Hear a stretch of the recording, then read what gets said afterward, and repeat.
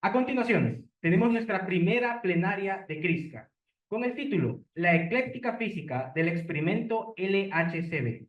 Nuestra expositora, la doctora Carla Goebel. Un aplauso. Les leeré una corta semblanza de la doctora Carla Goebel. Hizo la licenciatura en Química y maestría en Física en la Pontificia Universidad Católica de Río de Janeiro. Se doctoró por el Centro Brasileiro de Pesquisas Físicas en 1999 en Río de Janeiro, con un periodo compartido en el Fermilab en Estados Unidos. Fue profesora adjunta de la Universidad de la República Oriental del Uruguay, en Montevideo, de 1999 a 2002. En 2003 ingresa como docente permanente de la Pontificia Universidad Católica de Río, donde es profesora asociada. Desde entonces supervisó varios estudiantes de maestría y doctorado. Fue coordinadora de posgrado en física de 2018 a 2023. Es investigadora nivel 1B del CNPq en Brasil e investigadora de nuestro estado en Río de Janeiro. Desde la maestría se dedica a la física de partículas, en particular a la física de desintegraciones de mesones pesados conteniendo los quarks Charm y Beauty. Habiendo trabajado también en el experimento E791 y Focus en el Fermilab. Actúa en la colaboración LHCb del CERN desde 2006, donde ya estuvo como coordinadora del grupo Charm y miembro de la editorial POE. Actualmente es la coordinadora adjunta de física del LHCb y hasta el día de hoy la doctora Goebel cuenta con 816 trabajos publicados en la colaboración y más de 20.000 citas. Doctora, el auditorio es suyo. Muchas gracias por recibirme aquí, es un gran placer. Bueno, yo preparé una charla en principio para quien no entiende nada de eso, aunque es inevitable que más allá al final yo hable un poco de qué es la física que hace el HCB y espero que ustedes salgan de acá con una idea general de lo que es eso, ¿tá? Perdón por mi acento uruguayo, es el único que tengo. Entonces, la idea es, queremos estudiar lo que es la materia en su estado más elemental. Y una de las razones que hice química es que yo pensé que eso estaba en la química. Me engañaron. Entonces, mi sueño era descubrir algún nuevo elemento. Pero en fin, la idea hasta fines del siglo pasado, XIX, antepasado, era que toda la materia estaba hecha de esos elementos, es verdad, y la propia estructura de una tabla periódica dio a entender que había una estructura más subyacente, o sea, que los átomos eran de hecho divisibles y de ahí entendimos que son hechos de protones, electrones y neutrones. Y en las escalas en que eso es, ¿no? Si pensamos en el átomo de hidrógeno, que tiene más o menos un ángstrom de tamaño, el núcleo del átomo es aún mucho más chico, 10.000 veces menor, y hoy sabemos que los protones y los neutrones en realidad también son divisibles, son los quarks, yo voy a hablar de eso un poquito más adelante. Entonces, la idea es cómo estudiar la estructura de materia. Entonces, ese era el panorama hasta fines de los años 30, cuando entonces empezamos a mirar para arriba y estudiar los rayos cósmicos. Espera, déjame antes hablar de eso acá. Quisimos entonces estudiar los rayos cósmicos y a la vez también empezamos a tener los primeros aceleradores de partículas, pudiendo convertir energía en materia, ¿no? Y la idea general acá es que si queremos entender la materia a escalas cada vez menores, más chicas, tenemos que ir a más altas energías y para eso tenemos que tener potentes detectores, potentes aceleradores. Y cuando lo hicimos, a partir de los años 30, lo que vimos fue una gran cantidad de nuevas partículas y volvimos a estar en un punto parecido a cuando se conocían muchos elementos y a uno pensar, no pueden ser elementales, tiene que haber más estructura. Entonces, de hecho, las partículas que hoy entendemos como elementales son los hadrones, o sea, sabemos que los protones y neutrones, por ejemplo, son hechos de partículas menores, que son los quarks, y eso fue una una idea totalmente teórica, pero que pocos años después fue confirmada en experimentos de dispersión profundamente inelástica, donde pudimos ver adentro del protón y del neutrón. Entonces sabemos que esos quarks son bichos raros porque tienen carga fraccionaria, o sea, una fracción de la carga del protón o del electrón, y no son observados libres, o sea, siempre vemos esas partículas, que son las más conocidas nuestras, son el protón y el electrón, son hechos de 3 quarks, o entonces los mesones, como recién habló, ¿cómo se llama? Alberto, pions, ¿no? Son hechos de un par de quark antiquark. Ya voy a hablar de antimateria, un poco de paciencia.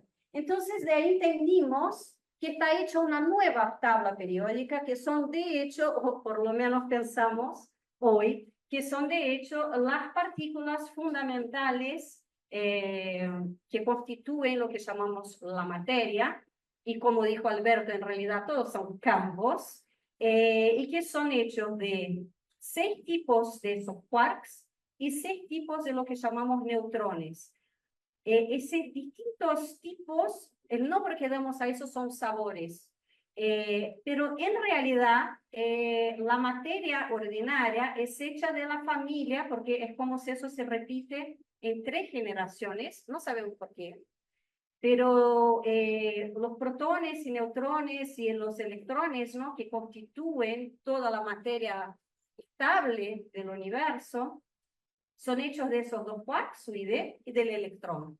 Y todas las otras partículas existen, son producidas, están siendo producidas acá en la atmósfera, estuvieron presentes en el inicio del universo, etcétera, pero por desintegraciones se convirtieron en las más débiles. Entonces, en realidad, estudiar cómo está hecho el universo hoy, uno tiene que estudiar partículas que se desintegran muy fácilmente para entender por qué estamos acá adentro, ¿no? Pero todo eso no termina ahí porque está la antimateria. Entonces voy a hablar rapidito de la antimateria porque la antimateria en realidad es importantísima también para por qué estamos acá.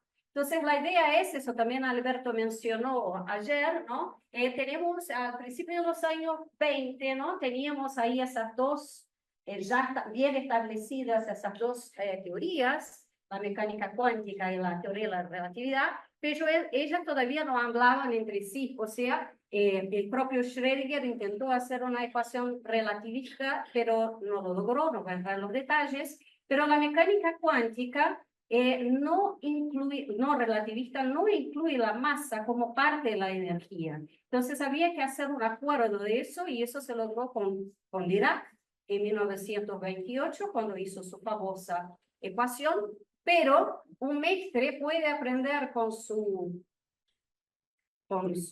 invención, ¿no?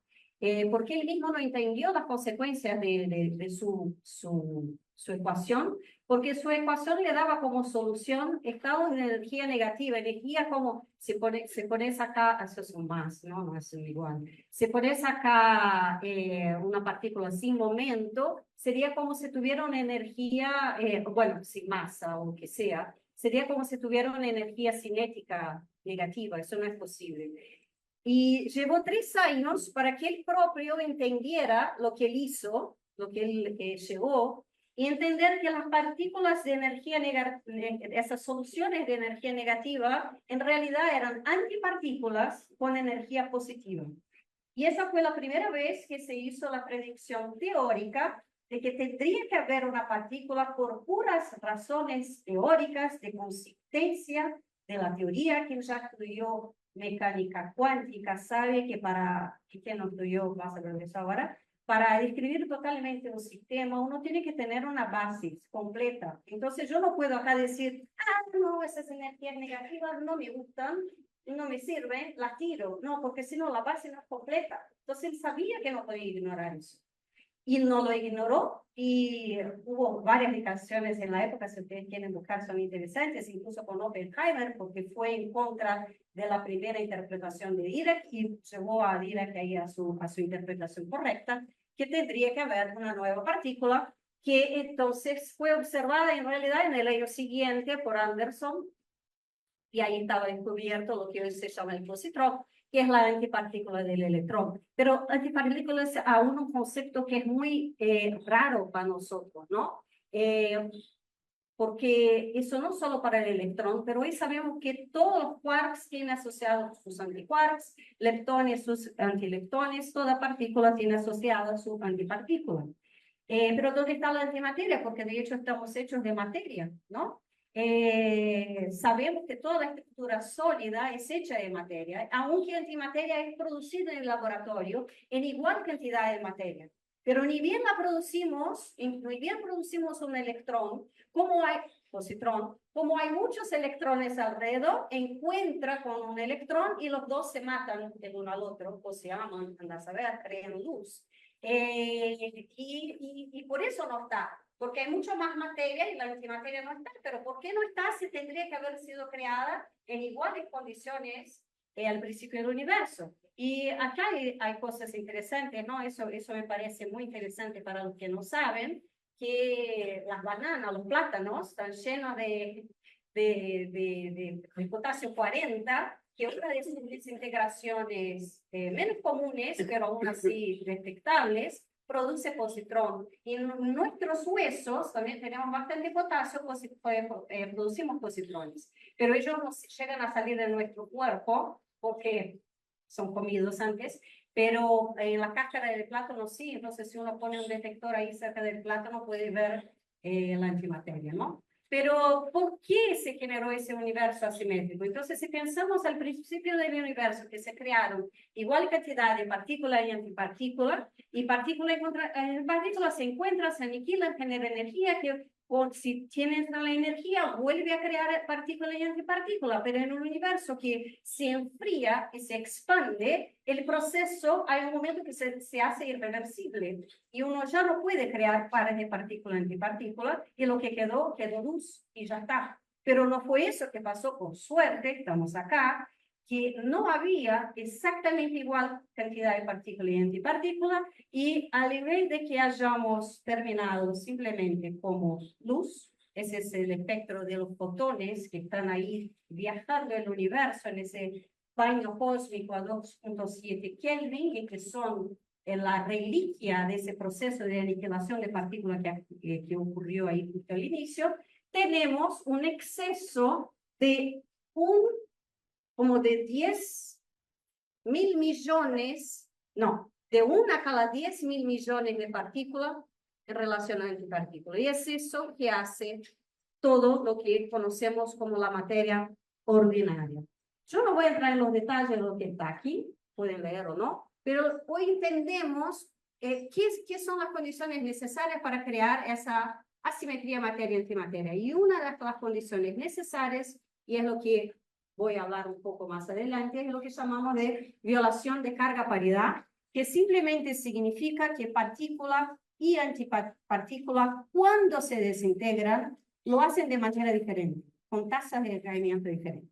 Y eso es una de las cosas que probamos y medimos en el LHCb. Bueno, hablé de antimateria, ya está, sigamos. Voy a hablar entonces de las interacciones. Sabemos que hoy que hay 4 grandes interacciones fundamentales.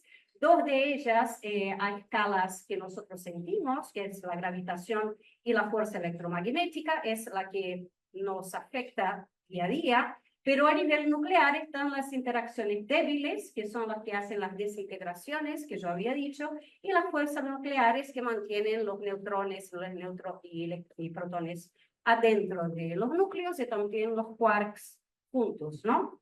Hoy en día sabemos que para describir eso, y también Alberto habló bastante, necesitamos teoría cuántica de campos, que es de hecho el marco que hace esa función de la mecánica cuántica, la relatividad restricta, correctamente, y además dejando la creación y aniquilación de partículas, como Alberto terminó diciendo. La primera teoría exitosa fue la electrodinámica cuántica. Tampoco necesito que ustedes entiendan eso, pero lo que llamamos el diagrama de Feynman nada más es que es una idea de que viene una partícula, viene otra partícula, ellas sienten una a la otra, cambiando una otra partícula que es llamada la mediadora de la interacción, por ejemplo, un fotón. Y entonces sigue la vida. Entonces, sabemos calcular esas cosas muy bien calculadas y de hecho la electrodinámica cuántica ya fue probada con el mejor resultado teórico contra experimento, ¿no? Entonces, esa es la idea, pero la electrodinámica cuántica que describe el fotón no es el único, ¿no? Las 4 interacciones, en realidad, una no sabemos aún, se cree que son interpretadas como esa idea de cambio de partículas que son los mediadores. Entonces, al invés de pensarmos que hay cosas del tipo acción a distancia, como una carga atrae otra carga a distancia, en realidad lo que estamos haciendo es un dibujito para dar la idea. Una chica lanza una bola, entonces una pelota ella va para atrás. Si no pudiéramos ver la bola, parece que algo le afectó y después de un tiempo algo le afecta al chico, pero en realidad sabemos que lo que está pasando es el cambio de esa pelota. Entonces esa es la idea de que lo que pasa son los cambios de partículas. Entonces sabemos entonces que cada interacción tiene asociada a su partícula, entonces el electromagnetismo es el fotón, para las interacciones fuertes el gluón, los gluones, y para las interacciones débiles los bosones W y Z. La diferencia es que esos dos tienen masa, porque lo que es raro, eso tiene que ver con el mecanismo de Higgs, que no voy a hablar acá, pero para que ustedes sepan de cultura general. Y el alcance de la interacción es una medida de la masa de la partícula. Entonces, por ejemplo, el fotón que no tiene masa, tiene alcance infinito, pero esos dos bosones tienen una masa muy grande, por lo tanto su alcance está más chico que el núcleo, ¿no? Y aquí está una escala de esas fuerzas. La fuerza gravitacional que parece tan importante a escalas muy largas, en realidad a nivel atómico, subatómico, nuclear, no es nada. Si la fuerza fuerte tiene una intensidad relativa de 1, la gravitacional es 10 a la menos 38. Bueno, y entonces todo eso está muy bien descrito por lo que llamamos el modelo estándar, que es el marco teórico que describe, que hoy entendemos, que mejor describe las partículas y sus interacciones, y que hace esa función de lo que llamamos la interacción electrodébil, que es una combinación de la fuerza electromagnética, ya bien descrita por la electrodinámica cuántica, y la fuerza débil, y también la interacción fuerte, que es la cromodinámica cuántica. La gravitación no está ahí porque todavía no tenemos una descripción cuántico-relativística, relativista sí, ¿no? Pero no cuántica, de la interacción gravitacional. Bueno, entonces la idea es, tenemos, a ver si entienden, tenemos 6 tipos de quarks, que son esos que están acá, pero cada uno de ellos viene en 3 colores, no voy a entrar en colores, pero es un número cuántico más. Entonces, y en las 3 generaciones, ¿no? En 3 colores, ahí están los quarks, sus antiquarks, los leptones, sus antileptones y los mediadores de las fuerzas. Son bastante partículas. Bueno, uno no cuenta cada una de esas como diferente porque son diferentes colores, es solo como si fuera un otro tipo de spin. Entonces es la misma partícula. Y eso todo es muy descrito por ese marco teórico que es re sencillo. Esas son mis hijas, hace muchos años. En fin, pero en realidad eso sí sabemos que describe todo lo que estamos viendo en laboratorio, ¿tá? Hay otros problemas, ¿no? Que sabemos entonces que el modelo estándar es maravilloso, culminó con el descubrimiento del bosón de Higgs en 2012, pero se cree que debe haber física más allá del modelo estándar. Por un lado, sabemos, yo dije, toda la materia que tenemos, no. Nosotros somos 5%, todo lo que vemos es menos de 5% de toda la cantidad de materia y energía en el universo. Sabemos hoy en día que hay materia oscura y energía oscura que todavía no tenemos idea de lo que es. Tampoco voy a hablar sobre eso, pero las búsquedas que se hacen en el LHC buscan modelos que describirían candidatos para materia oscura, entre otras cosas, ¿no? No sabemos exactamente por qué la simetría materia-antimateria es tan grande, aunque el modelo estándar tiene una explicación para eso que voy a hablar, no es suficiente. No sabemos por qué hay un orden de magnitud tan grande entre las partículas elementales. Por ejemplo, sabemos que los neutrinos hoy tienen masa muy chiquitita y eso es muy raro, por eso la gente cree que eso ya es una indicación de física más allá del estándar, y por eso tenemos que seguir buscando. Y hay dos maneras de buscar. Uno, o va a energías más grandes para descubrir partículas que todavía no hemos visto, o aún en la energía que tenemos hoy, tomamos más datos, vamos a la frontera de precisión, porque grandes descubiertas, grandes descubrimientos fueron hechos por pequeñas desviaciones al chequear el experimento con las previsiones experimentales, y uno prueba energías mucho más altas aún en la energía que estamos antes. Y eso es lo que llamamos la frontera de energía y la frontera de precisión. Yo lo que voy a hablar hoy es más de la frontera de precisión. Bueno, y quiero convencerlos que para hacer eso, la mejor física para hacer es la física de sabores, que es la que trabajo yo. Pero en fin, no quiero, eso acá es solo para que ustedes miren y digan, ah, qué difícil, pero no, lo que quiero que vean es que la parte que describe en el modelo estándar la física de sabores es la que tiene más parámetros libres y que por lo tanto genera muchos observables que pueden ser testeados. Toda esa parte acá ya está muy bien descrita, esa parte acá también, y acá es donde entendemos menos. Entonces es ahí donde vamos a entender. Tanto en la parte de los leptones, ¿no? Que incluyen ahora las oscilaciones de neutrinos, no voy a hablar de eso, como la parte del sector de quarks, que es lo que voy a hablar. Entonces voy a hablar de física de sabores y quiero también convencerlos que es súper interesante. Y de hecho es la única alquimia que tenemos. Cuando en desintegraciones radiativas podemos cambiar el potasio 40 en... Yo le diré ahora. En fin, en el otro, creo que es calcio. Calcio 40, pero puede estar equivocada, entonces, en fin. Eso es una alquimia. Uno cambió el elemento. Pero uno cambia el elemento porque adentro del núcleo yo puedo tener un neutrón que se convierte en protón porque el quark D cambia a quark U. Y eso emite un bosón W. Y eso pasa. Entonces, la física de sabores genera esa alquimia y eso es lo que hizo con que aunque en el inicio del universo había todos los sabores, todas las partículas, cuando baja la energía y las desintegraciones empiezan a ocurrir, todos van, aquí puse la flechita solo para quarks, pero pasa lo mismo acá, todos terminan en quark U y D. ¿Sí? Lo que pasa que es muy interesante es que por alguna razón que no sabemos, tenemos 3 familias de quarks, 3 familias de leptones. Si fueron nada más que 2, esa, lo que llamamos de violación de carga paridad, o sea, que partículas y antipartículas decaen diferente, eso no pasaría.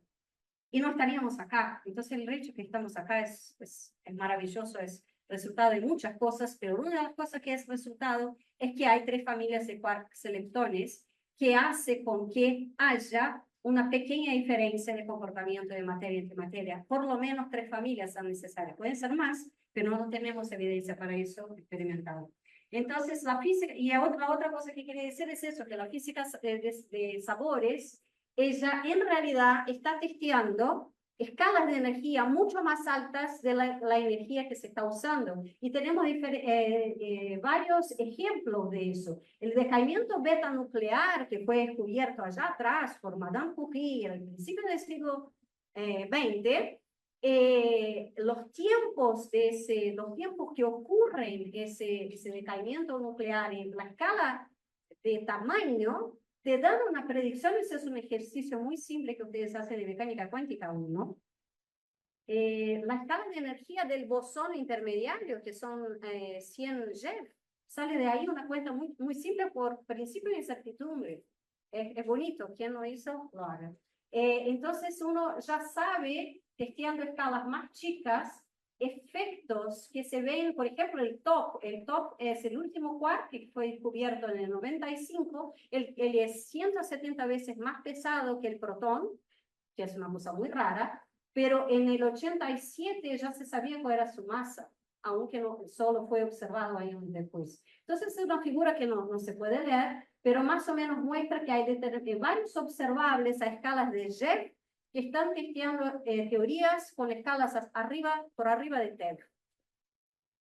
Bueno, sigamos. Entonces voy a hablar un poquito de violación de CP, que también espero que se pueda comprender. Es un tema súper complicado, es un desafío hacerlo intentar entender, pero lo voy a intentar. Y en ya biomecánica cuántica, ya hablamos de eso, si tenemos una hamiltoniana, tenemos una base para esa hamiltoniana, pero podemos cambiar de base, ¿no? Y quien no estudió mecánica cuántica, pero sí sabe de matemáticas, si estamos hablando de, por ejemplo, una representación matricial, podemos cambiar de base y vamos a encontrar, si la matriz no es diagonal, tenemos que encontrar quiénes son los autovalores y los autovectores, ¿no? Entonces, pero son representaciones diferentes, pero traen lo mismo. Entonces, imaginen una situación en que tenemos los autoestados de masa, que llamamos los campos libres de esos quarks, ¿sí? Pero sabemos que la interacción débil no es la misma base de la hamiltoniana libre. Y por lo tanto, tenemos que hacer un cambio de base. Y hacer un cambio de base es una transformación lineal. Entonces yo tengo una representación matricial que me lleva de los estados de masa a los estados de la interacción débil. Solo eso necesito que ustedes entiendan. Es una matriz 3x3 porque son 3 sabores de quarks. Pero en mecánica cuántica las cosas no tienen que ser reales. Entonces queremos una transformación unitaria. Esa matriz 3x3, ella en realidad puede ser compleja, pero tiene que ser unitaria. Y el hecho de que puede ser compleja en 3x3 me da derecho a tener una fase fuerte, una fase débil en realidad, una fase que hace con que la matriz de mezcla para quarks sea distinta de la matriz de mezcla para antiquarks, solo por esa fase.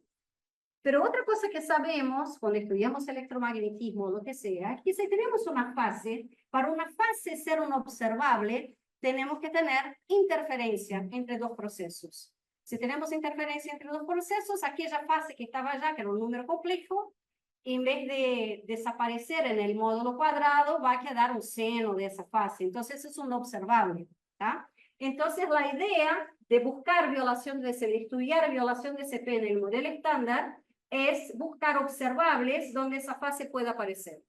Y esa fase, y como esa matriz es unitaria, tampoco quiero que ustedes entren mucho en eso, pero quiero que entiendan un poquito, es que en la unitariedad de esa matriz impone restricciones que la suma de las diagonales tiene que ser una delta, tiene que ser 0, y la suma de tres números complejos puede ser representado como un triángulo en el plan complejo que me da 3 ángulos. Entonces, testear el mecanismo de violación de CP en el modelo estándar es medir muy bien todos esos lados de esos triángulos y esos ángulos, alfa, beta y gamma. Beta y gamma van a aparecer aquí. Entonces, lo que quiero que ustedes sepan es que si medimos que beta o gamma son diferentes de 0, estamos viendo que hay violación de CP en el modelo estándar. Ya sabíamos que había, porque eso fue descubierto en el 64, pero no sabíamos el mecanismo, ¿no? Y lo que quiero mostrar que es lindo también, tampoco tienen que entender, para que entiendan lo lindo que es la física experimental. Eso acá es una gráfica que pone ese ρ. Eta es como el punto en el plano complejo donde está el vértice, ese vértice de ese triángulo. Si ese número está acá, ¿no? Ese triángulo no existe. Entonces, uno tiene que medir quiénes son varios de esos observables para ver si está todo bien. Y eso acá es en el 95, antes que hubiera el LSCB, antes que hubiera lo que llamamos la fábrica de B, Y esa gráfica es lo siguiente, diferentes observables que midiendo cotizan dónde puede estar ese punto. Ese naranja acá dice que ese punto puede estar en cualquier lado de ese curva naranja. Otros observables dicen dónde puede estar. Y todas esas curvas se encontraban en esa región acá. Y el vértice podía estar en cualquier vértice. Bueno, podía estar en cualquier punto de acá. Y quiero mostrar a ustedes la evolución a lo largo de los años. De la precisión experimental, acá es cuando fue descubierta la violación de CP y mesones B, que se midió beta, que es ese ángulo, y se mide con una diferencia de, bueno, hay una degenerescencia acá, pero había un lugar común donde se encontraba. Y de ahí para adelante, ese es el punto donde varias medidas, todas las medidas, se encuentran en el único punto, que se va poniendo cada vez mejor. Acá ya entró el HCB con el tiempo. Es bellísimo. Quiere decir que ninguna medición está en contradicción con otra y todas esas, cada curva esa es una medición diferente, todas esas se encuentran en ese mismo. Bueno, eso es solo porque es muy lindo, yo tenía que mostrar.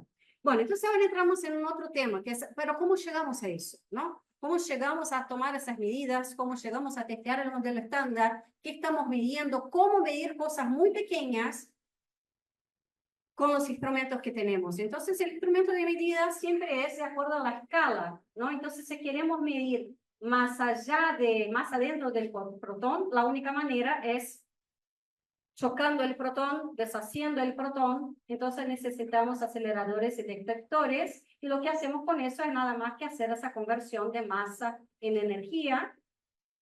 Entonces la idea es que para acelerar tenemos que acelerar haces estables. Entonces vamos a acelerar protones, electrones, y bueno, hay algunas otras partículas especiales que viven menos tiempo, incluso piones, pero en general protones, electrones, antiprotones y positrones. Para acelerar tenemos que tener campo eléctrico, no hay otra manera de acelerar nada.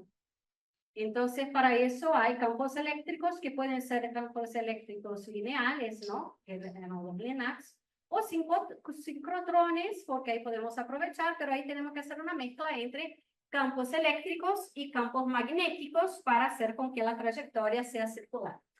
Y para detectar tenemos que poner, se hizo la colisión, tenemos que poner un detector ahí donde, al lado de donde se hizo la colisión, ¿no? Y detectar significa que una vez que produje todas esas partículas nuevas, yo tengo que saber que fueron hechas, que fueron formadas. Por ejemplo, el W, él vive un tiempo que es nada, nada. ¿Cómo lo veo? Yo no lo veo directamente. Yo veo por sus descendientes, ¿no? Nuestros hijos llevan nuestra historia. Entonces, la idea es, si quiero ver si fue producido una determinada partícula, vamos a pensar un caso más sencillo, que una partícula de masa m que decae en dos partículas de masa m1 y m2. En relatividad restricta aprendemos a hacer esa cuenta, en las primeras cuentas que aprendemos a hacer, y sabemos que la masa de la madre se encuentra, sabiendo las madres, más las masas de las partículas, y casi también sus energía y momento. Y es eso lo que medimos en laboratorio. Entonces tenemos que medir la energía y momento. Para eso tenemos que tener las trayectorias y tenemos que identificar las partículas para saber esas masas, ¿no? Y acá está una gráfica muy linda, que es una gráfica de cuando reconstruimos la masa de dos muones en diferentes, simplemente calculamos, tomamos dos muones y hacemos esa cuenta. Y esa cuenta puede ser que no sea nada, porque los dos muones no vinieron de una madre, vinieron cada uno de una familia diferente, y queda un espectro más o menos continuo. Pero cuando ellos vienen de una madre común, hay un pico acá. Y acá vemos todas las partículas que son producidas, que decaen dos muones. Eso aquí es el Rho, ese aquí es... Si es aquí, no, ese acá es el Cashor, creo. Ese acá es el Rho, después el Phi, después los Charm, después los Beauty, y por último, la ZC. En fin, es así que hacemos. Reconstruimos las trayectorias, entonces para eso tenemos que tener un detector que es capaz de ver diferentes tipos de partículas, muones, electrones, las partículas neutras que van a estar en los calorímetros, reconstruir esas trayectorias. Tenemos que tener un magneto para doblar las trayectorias, porque una trayectoria recta, sabemos cuál es la trayectoria, pero no tenemos cómo saber el momento. Entonces tenemos que tener un magneto para doblar la trayectoria y con eso tener la información de momento.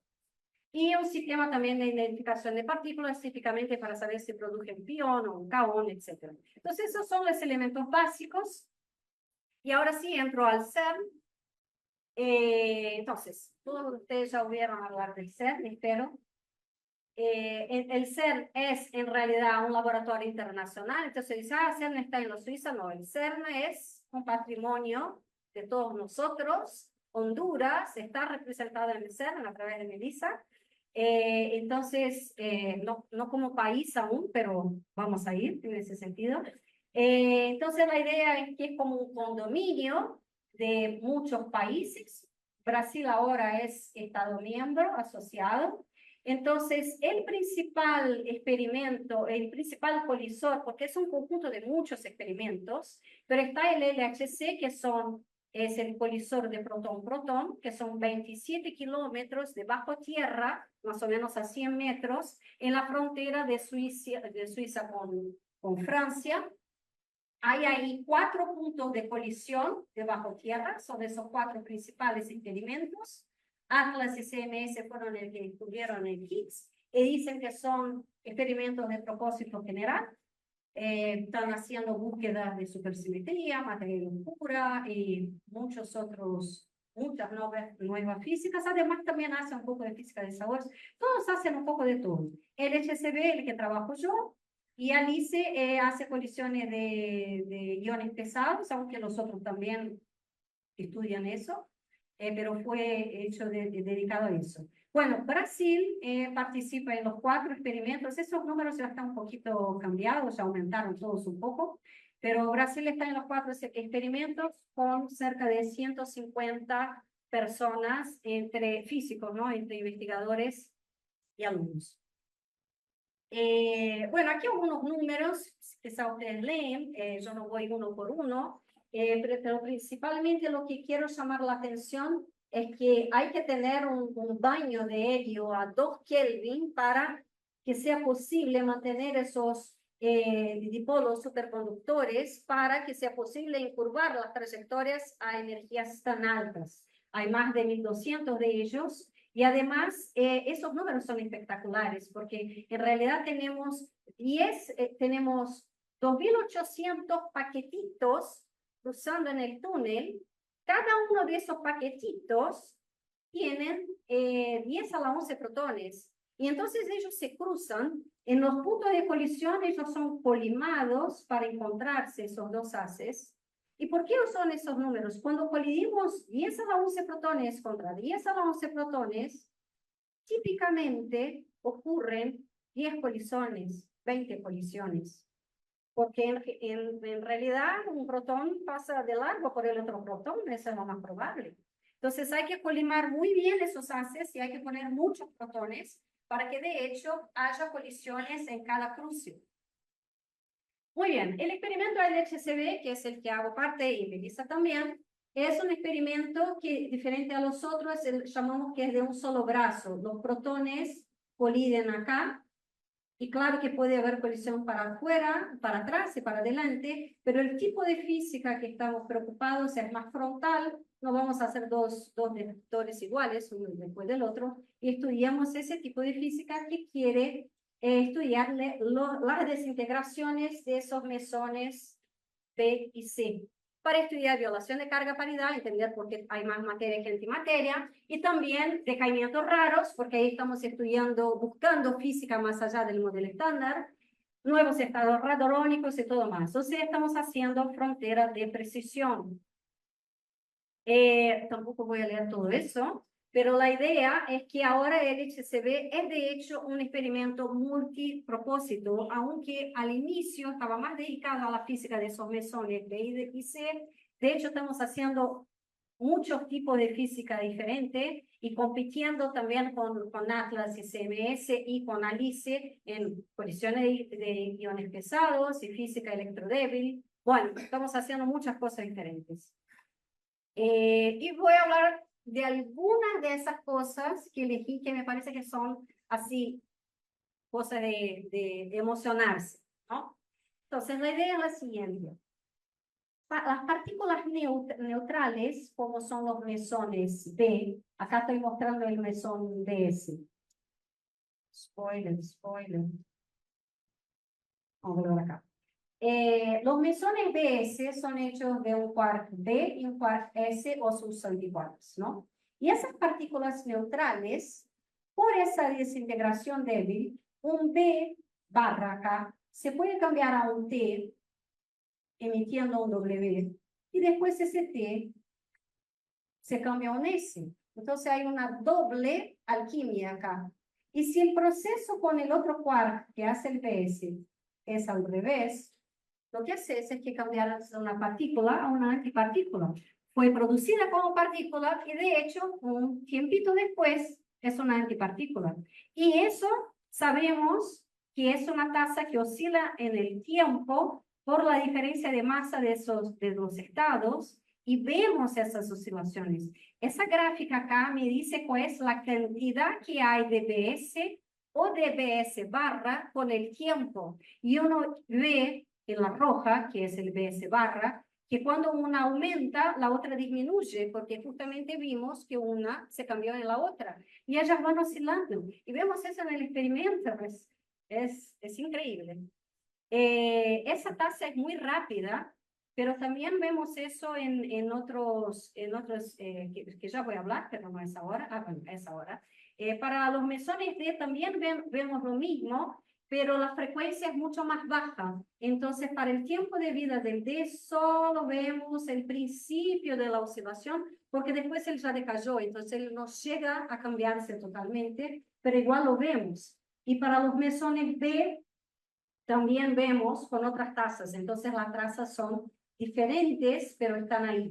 Y ese fenómeno es bellísimo, ¿no? Pero también adentro de las oscilaciones podemos ver violación de CP. Eso es una cosa un poco más difícil de entender, pero mientras se hace oscilación, hay la chance que cuando el B se convierte en su antipartícula, se genera una fase acá, que cuando va para el mismo estado final, yo tengo dos estados iguales interfiriendo con esa fase débil diferente, y por lo tanto la tasa de decaimiento para partícula y antipartícula es diferente, y eso se mide con... Esa es la oscilación que ya habíamos visto, pero acá vemos una asimetría, o sea que el B0 se comporta diferente al anti-B0, y eso es una indicación, ese fue así que violación de CP fue observada, y es también la precisión que estamos obteniendo, y eso generó ese vértice acá, ¿no? Bueno, pero no necesitamos de oscilación para ver partícula y antipartícula se comportando de manera distinta.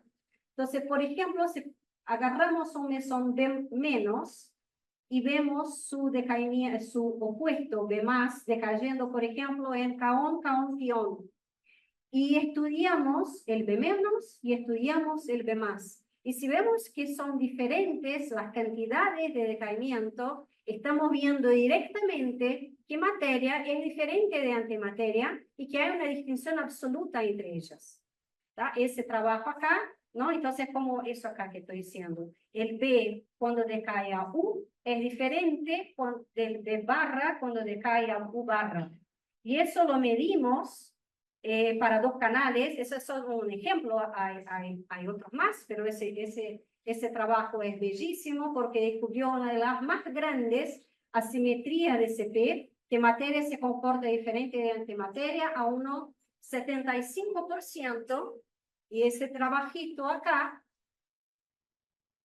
es de Melissa, y fue uno de los trabajos más importantes de LHC. Muy bien. Y hay también el gamma, no voy a entrar en eso porque tengo otras cosas interesantes para hablar también, pero gamma es uno de los ángulos que mide violación del CP, y que el HCB es el único que puede hacer eso con bastante precisión. y es para medirlo hay que hacer muchos canales, no importa, es súper complicado desde el punto de vista experimental porque hay que juntar muchos canales, pero acá ustedes ven también, esa fue la simetría de SP que le ganó a Melissa un año o 2 años después, un año después, porque hay una región del espacio en que eso es 85%, o sea que uno ve que materia se decae a un estado, pero que la antimateria no. Entonces, de nuevo, estamos viendo materia y antimateria comportándose diferente. Bueno, basta de materia y antimateria. El HCB está haciendo muchas cosas interesantes, y una de las cosas interesantes que estamos haciendo es descubrir nuevas partículas. Siempre estamos descubriendo nuevas partículas porque vamos a combinar, se pueden hacer diferentes combinaciones entre los quarks produciendo nuevas partículas con diferentes masas, con diferentes espines, pero lo que no se esperaba, aunque se esperaba desde el punto de vista teórico, se decía que era posible que no solo tuviéramos estados de bariones, que son 3 quarks, o mesones, que son quark antiquark, pero también estados del tipo pentaquarks, tetaquarks, híbridos, blue balls, etc. Y en 2015, el HCB dio el primer pentaquark, que es un estado de 5 quarks, o es un estado molecular de 2 quarks con 3 quarks, no sabemos aún. En realidad, hoy se entiende que la primera partícula exótica fue descubierta en 2003, pero no se había interpretado en ese momento, que era un tetraquark, y bueno, de hecho, desde entonces ya hemos estado observando muchas nuevas partículas del tipo tetraquark y pentaquarks. Las últimas, en realidad esas no son las últimas, pero esas son particularmente importantes porque tienen 2 quarks charm y esa acá tiene charm anti-charm. Entonces, eso es una cosa que está dando mucho que decir en la comunidad porque no se esperaba, y toda la gente que trabaja con QCD a bajas energías o medianas está muy interesado en saber modelar, porque no sé si ustedes saben, aunque QCD es muy buena, ella a bajas energías es no perturbativa, o sea, no podemos hacer cuentas, entonces uno tiene que depender de modelos efectivos y qué sé yo. Entonces los teóricos, los fenomenólogos están súper felices de tener cosas para hacer cuentitas e intentar ver los modelos. Unos dicen que son tetaquarks, otros dicen que son estados moleculares y por ahí no. Y de hecho el LHCb y el LHC ya descubrió, ¿no? LHC en general, 75 nuevas partículas, de las cuales pongo acá esas que son exóticas, o sea, son tetraquarks o pentaquarks. Y la gran mayoría, de hecho, fue descubierta por el LHCb. De las 75, 67 son de nuestro experimento. Bueno, pero también está eso de buscar física más allá del modelo estándar. ¿Qué podemos hacer de eso? Entonces, eso es lo que yo les estaba diciendo. Si Atlas y CMS están buscando directamente la producción de una partícula supersimétrica, o sea, llegar a su masa y verlo directamente, en física de más baja energía, como lo hace el HCB, lo que uno quiere buscar es, aún en el decaimiento, por ejemplo, del mesón BS, las partículas virtuales producidas. Entonces, por ejemplo, aquí ese es un ejemplo, eso se me quiere morir. Ese es un ejemplo muy bueno, que el B, está en una escala del B, que son 5 GeV, pero el B produce un Z0 que tiene masa 80 GeV, 90 casi. ¿Cómo puede ser? Porque esa masa es producida por un tiempito, esa partícula es producida por un tiempito muy chiquito y luego decae. Ya habíamos hablado de eso, el principio de incertidumbre nos deja eso. Y somos muy sensibles a esos efectos en los cálculos. Y de hecho el modelo estándar tiene una cuenta muy precisa para eso y predice una tasa de decaimiento que es de 10 a la menos 9. Y desde que empezó el LHC, la gente quería medir ese decaimiento porque es un decaimiento que sería muy sensible a nueva física, en particular a candidatos de supersimetría. Entonces era importante medir eso porque si si esos procesos existen, esa tasa sería mucho más grande. Podría ser mucho menor también, pero se esperaba que fuera mucho más grande para poder verlo rápido. Pero de hecho, observamos ese estado, pero él está justamente en ese 10⁻⁹, ni más ni menos, y con eso sea súper compatible con el modelo estándar, y de hecho, eso fue toda la época de búsquedas a lo largo de los años para encontrar esa señal, y había muchos, aquí son modelos supersimétricos, que daba el espacio donde podía hacer ese branching, esas tasas de caimiento, que podían ser mucho más largas que la predicción del modelo estándar, y nuestras mediciones tiraron a la basura todos esos modelos, porque estamos ahí. Casi no hay espacio para modelo de supersimetría agrandando eso, ¿no? Pero sí estamos viendo algunas cositas raras, que son cositas, no vimos nada que diga, observamos nueva física, pero son indicaciones. Y de nuevo, cuando uno ve indicaciones que decimos señales de 2 sigmas, señales de, ¿qué significa eso? Cuando decimos 5 sigmas, quiere decir que la chance de que eso sea una fluctuación ya es menos de 10⁻⁷, y lo que vimos es verdad. Pero 2 sigma significa que todavía hay un 5% de chance que sea una fluctuación. Y 5% es un número aún bastante grande, ¿no? En fin, pero hay esos, no quiero entrar, pero hay decaimientos, todos esos decaimientos que tienen muones, ellos son sensibles a esa nueva física, ¿sí? Y hay ese decaimiento, por ejemplo, que es un análisis complicada, pero acá vemos predicción del modelo estándar, no, en naranja, y lo que estamos observando. Pero en esas predicciones del modelo estándar hay incertidumbres hadrónicas, la gente no está muy segura de lo que está haciendo aún. Entonces, aunque haya una predicción de 3 sigma, que ya es una chance de menos de 1%, no sabemos, pero es una indicación de que tal vez haya el principio de ver algo. No sabemos. Hay otras anomalías, no voy a entrar en eso, pero si ustedes ven acá, en que el modelo estándar está un poco diferente de las predicciones. En otro, que es acá, ese es uno que antes estaba lejos y de pronto todo se ajustó y está súper compatible. Entonces no sabemos qué va a pasar, necesitamos más datos, pero en un análisis global pone que hay ese efecto del orden de 2 sigma, o sea, 5% de chance de ser fluctuación, que es bastante frente al modelo estándar. Entonces la gente todavía está, si ustedes pueden ver por ahí, que hay gente buscando esos procesos que involucran los muones, y también los procesos que intentan comparar si los muones y los electrones y los taus actúan de la misma manera. Ellos tienen que ser igual a menos de la masa. Entonces decimos que esos son tests de universalidad electrónica y queremos comparar las tasas de caimiento del mismo estado final, pero cambiando un electrón a muón o electrón a muón o a tau, y todos esos están bastante bien. Salvo también en B, que cuando uno compara procesos que tienen tau en el estado final con muón en el estado final, actualmente hay una tensión de 3,2 sigma, que significa, o sea, una chance de menos de 1% de ser compatibles. Entonces la gente también está apostando, porque hay teorías de leptoquarks, por ejemplo, que podrían explicar eso. Bueno, eso es los estados de las anomalías que quiero mostrar acá. Es que el modelo estándar estaría aquí, ¿no?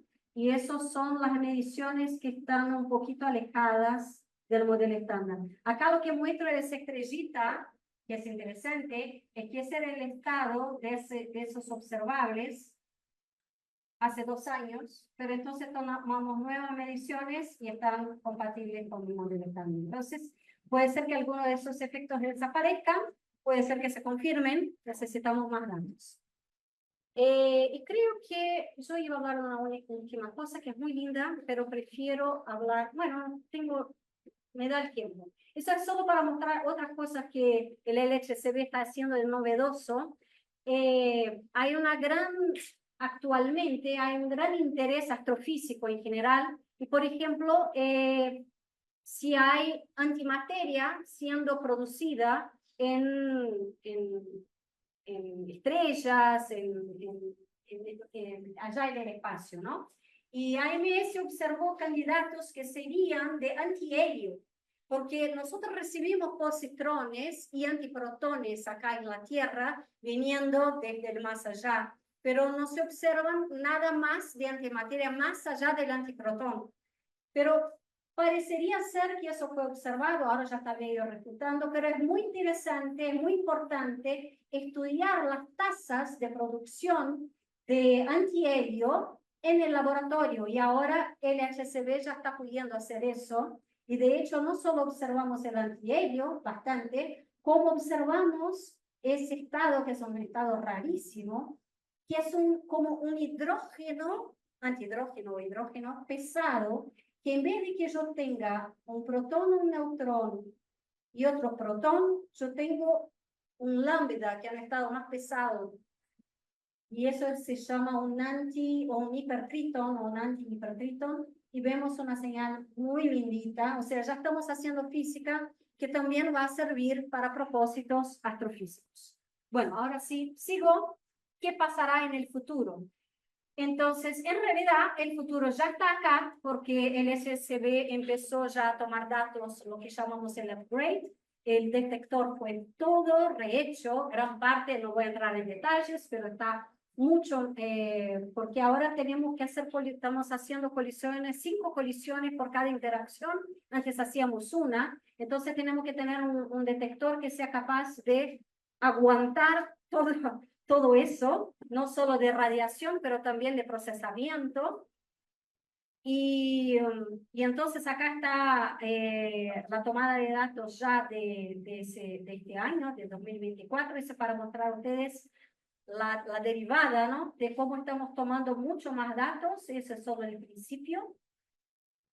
Y también hay una cosa nueva, porque eso de que el LHCb es multi-ecléctico, ¿no? Como yo dije, que podemos tomar colisiones, lo que llamamos el modo colisor, que es protón contra protón, protón contra plomo, plomo contra plomo, pero ahora podemos inyectar gas cerca de ahí donde se hacen las colisiones, eso se llama el SMOG-2, que es una cámara donde ponemos gas, y ahí podemos también hacer colisiones del protón o del plomo que viene en el haz con el gas que está ahí paradito. Entonces podemos hacer la toma de datos en esas dos maneras simultáneas, protón-protón, por ejemplo, y acá está la distancia donde ocurren esas colisiones, y protón con el gas, y acá veo que es el protón con el gas porque está en la distancia física donde está la cámara. Entonces eso es bastante interesante. Y más allá del más allá, ¿no? Terminé. Sabemos que va a ser el HIRUM y el HC, y eso y el HCB va a estar ahí tomando más datos en esa frontera de precisión. Bueno, y ese todo, bueno, casi todo, porque quiero hablar acá de nuestro grupo, ¿no? El HCB en Brasil está solo en Río, y tenemos a Melissa acá, que hace parte del CBPF como Honduras. Acá está nuestra foto, lo que fue el HCB Week en diciembre, son las chicas. Y también dejo acá para que ustedes sigan las redes sociales del HCB. Y bueno, eso es todo. Muchas gracias.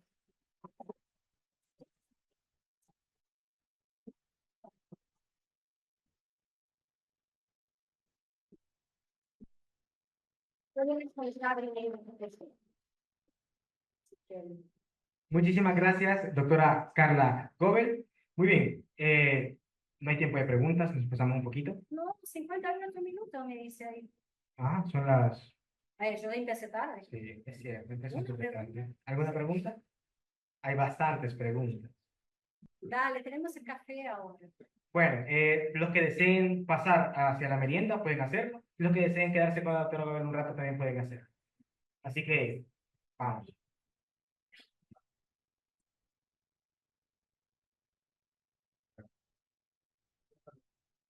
Bueno, sí, tengo una pregunta con respecto al bosón Z. Su antipartícula es ella misma. Bueno, con respecto, para tenerlo de ejemplo, en los tiempos de comienzo del universo, cuando se vio la asimetría con respecto a antimateria y materia, bueno, mi pregunta va con respecto a eso. ¿Es posible que este tipo de partículas, que su antipartícula son ellas mismas, hayan tenido mucho que ver en esta... No. La pregunta es buena, pero no, porque si la partícula, la propia antipartícula, la Z es así, el fotón es así, eh, simplemente son su propia antipartícula, pero el proceso que tiene que ver con la materia y antimateria tiene que ver con el sector de los quarks y los leptones, o sea, el sector fermiónico. Entonces, ahí sí se observa eso. Y otra preguntita ahí mismo, con respecto a unos gráficos que tenía de los quarks y de los, bueno, de las partículas tenían de los quarks, me gustaría saber cómo se miraría en el caso del la Z, que tenía el up y el down. Creo que el de la Z es un... Ah, sí, no, entonces la Z no cambia sabor. Ah, La Z no cambia sabor. Entonces, en el modelo estándar. Entonces, hay otras zetas más allá del modelo estándar, Z prima, que podrían cambiar sabor. Pero la única partícula que cambia sabor, que es alquímica, son los W más y menos, las corrientes cargadas. Sí, yo tengo dos pequeñas preguntas. La primera va relacionada, debido a que la física del sabor, ¿verdad? Trabaja esos procesos y cuando detecta esas desviaciones de las predicciones que hace el modelo estándar, esto nos indicaría, nos mencionaba, potencialmente nueva física.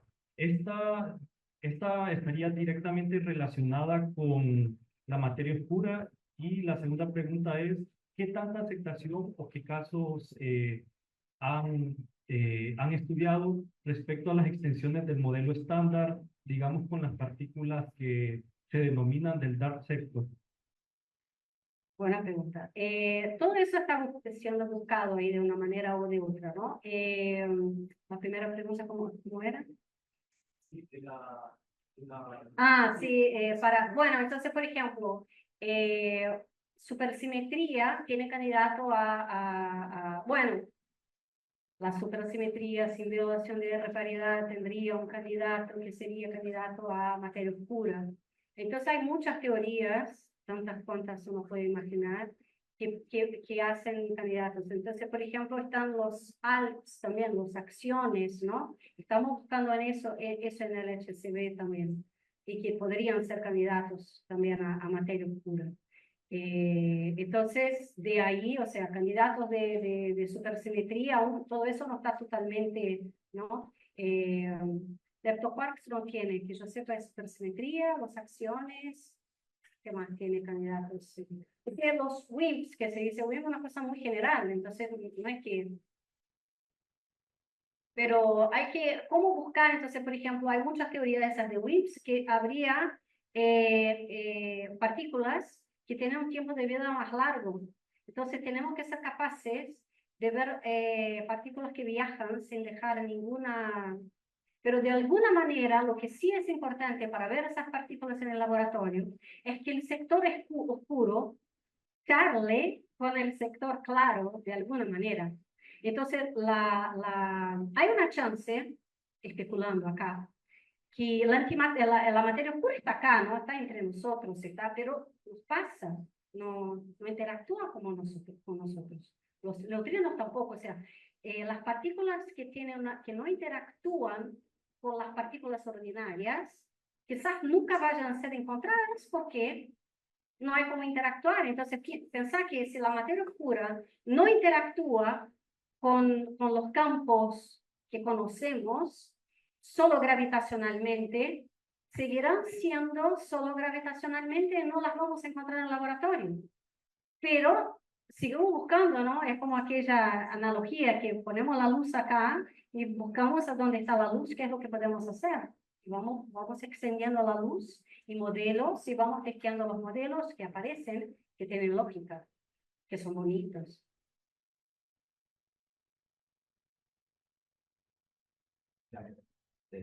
Yo tengo una consulta sobre la diapositiva número 14, donde tenía el cambio de sabores. Para hacer esos cambios de sabores, se tiene que cumplir unas ciertas reglas, depende de las energías, o son procesos completamente. No, no, una vez que está el quark, entonces, una vez que está el quark producido, déjame volver acá. Me fui para adelante. Solo va a mostrar los quarks, ¿no? Entonces, todos ellos cambian entre sí. Lo que sí es necesario de energía es que, quizás te explico. Si es un decaimiento, es grande. Hay una manera más inteligente de hacer eso, pero lo que pasa es que no veo los detalles de acá. Puede ser acá. Lo que pasa es lo siguiente. Eso acá va por escala de masa, ¿no? Entonces, el top puede caer el botón, el beauty, o en ese es acá. Es el que tiene más masa. Pero siempre de la familia de arriba para la familia de abajo, porque las corrientes son cargadas, o de la familia de abajo para la familia de arriba. Nunca paralelo. El B puede caer en C y en U. Entonces, siempre para abajo, porque las masas son menores. Pero eso libremente. Pero si por el principio de la incertidumbre también uno se puede conectar vía estados virtuales. Entonces, un B, que creo que fue el que quizás te molestó, no sé. El B puede decaer el B puede transicionar a un top virtualmente. Me fui. Bueno, el B puede transicionar a un top, que después transiciona a un S, pero ese top es virtual, él no es libre. Entonces ahí puedo violar energía por un tiempo muy cortito. ¿Te respondí? ¿Te contesté?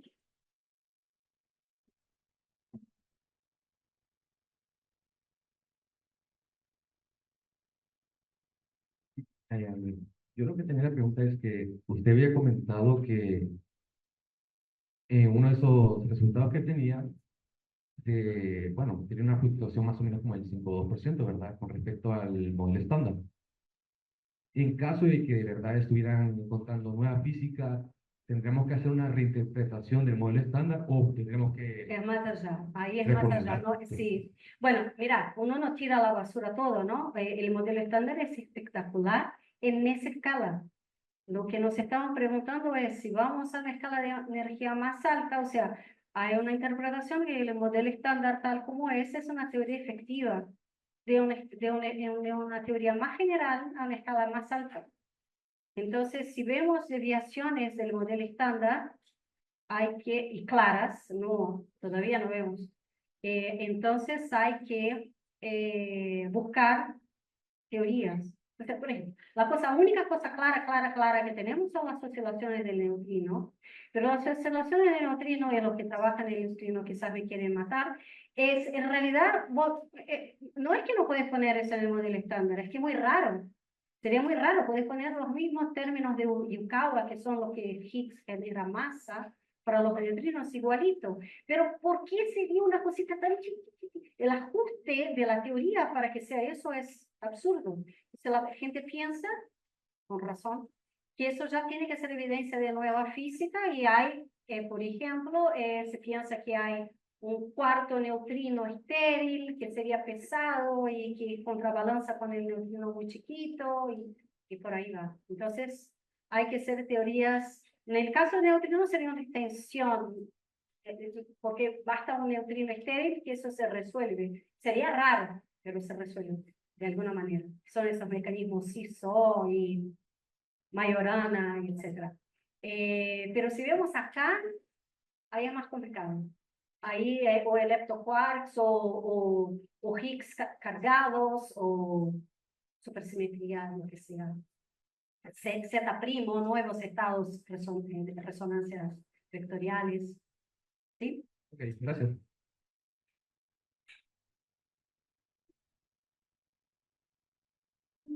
¿Y cómo deciden qué teoría para ver si funciona y qué teoría no de todas las que hay? ¿Cómo deciden así entre tantas personas qué experimento voy a hacer? Esa es una excelente pregunta, muy bueno, porque poder.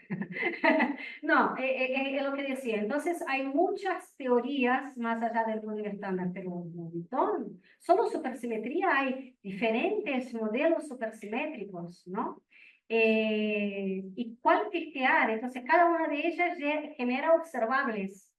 Entonces, mi teoría dice que hay una partícula con tal masa, con tal acoplamiento, busquen acá.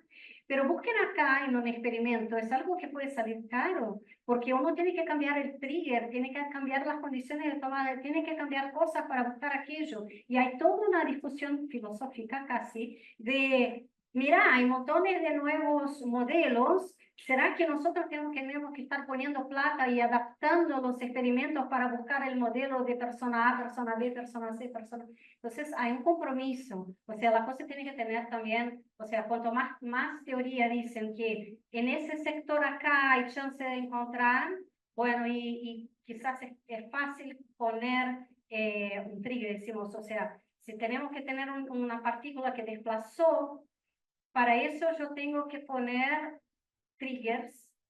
No sé si ustedes saben que no son triggers. O sea, hay que poner condiciones de tomada de datos, porque los datos son muchos. Entonces uno pone restricciones, uno no mira todos los datos que son producidos. Uno tiene que echar la gran mayoría de las colisiones, y lo que selecciona es basado en lo que el modelo estándar predice, en lo que otras teorías predicen. Entonces tiene una teoría muy buena que todos están diciendo que esa va a revolucionar todo. Entonces uno busca adaptar el experimento para buscar ahí,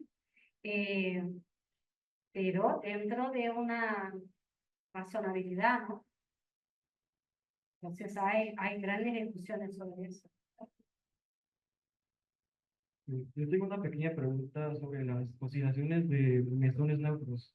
Digamos, ¿qué información nos podría proporcionar sobre las físicas de los sabores? Más que todo, ¿podrían las medidas precisas de las oscilaciones de esos mesones restringir nuevos modelos de física más allá del modelo estándar, como por ejemplo el Sí, modelo sí, sí. doble? Entonces, la idea es lo siguiente, muy buena la pregunta.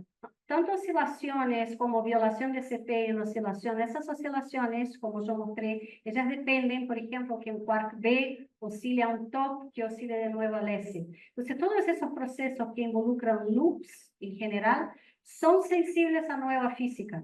Entonces, cuando estamos haciendo medidas de precisión, de violación de CP, de oscilación, de todo eso, y comparando con lo que predice el modelo estándar, estamos también buscando nueva física. Entonces, cuando yo mostré esos observables, por ejemplo, de violación de CP en los ángulos, si estamos tomando todas esas medidas independientes y todas esas se encierran en un único punto, eso quiere decir que el modelo estándar está muy bien. Y eso incluye las oscilaciones. Entonces, eso es un ejemplo de una búsqueda indirecta. O sea, estamos cotizando, estamos, como se dice, estamos haciendo medidas de más para el mismo observable, como para ver que todos están de acuerdo entre sí y no hay ninguna... entonces, por ahora eso es lo que estamos viendo. ¿Sí? Pero oscilaciones o todos esos procesos son sensibles a física más allá del modelo estándar. Pero está el problema que esos son procesos hadrónicos. Entonces ellos involucran también sucediendo perturbativo. Entonces es muy importante también tener los modelos. Y esa es la gran parte que no deja, que todavía deja en abierto qué es lo que estamos testeando. Entonces tenemos que también tener mejores modelos hadrónicos. Bien, ya no puedo otorgar más preguntas, así que... Bueno, si quieren preguntar tímidos, después me pueden preguntar. Gracias. Sí, a continuación tienen que ser refrigerio, sin embargo, tienen que regresar a las 4:30, solo tienen 10 minutos, así que por favor, en orden pueden salir, firmar en la lista y tomar su refrigerio.